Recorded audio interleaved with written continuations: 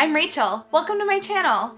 Since I was in high school, I've lived and breathed classical music, specifically opera. When I first started singing, I had the same idea of opera as anyone might.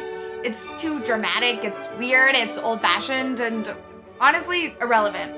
But what I've realized is that opera, sung the right way with the right stagings and costumes and, a fresh idea on stories that are hundreds of years old, it can be just as relatable as my favorite books and movies and shows. Even for somebody like me, and maybe somebody like you, who had a hard time finding herself in a lot of pop culture. Opera showed me that I'm not too dramatic, and I'm not weird, and I'm not alone. People have been having the same feelings and thoughts as me for the past hundreds of years, and they've had those feelings big enough to sing about them.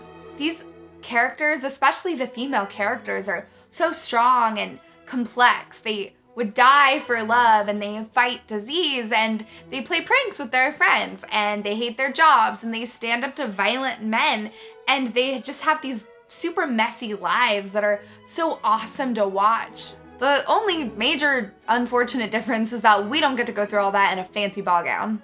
But to me and my friends, talking about opera is not fancy at all. It's just a part of our lives, and I have learned too much from these stories and these characters and this music not to just want to talk about it to anybody that'll listen. I've learned stuff about myself and my own life, but also about the big stuff like feminism and racism and classism, and we deal with a lot of that stuff through TV shows and movies and books and music now.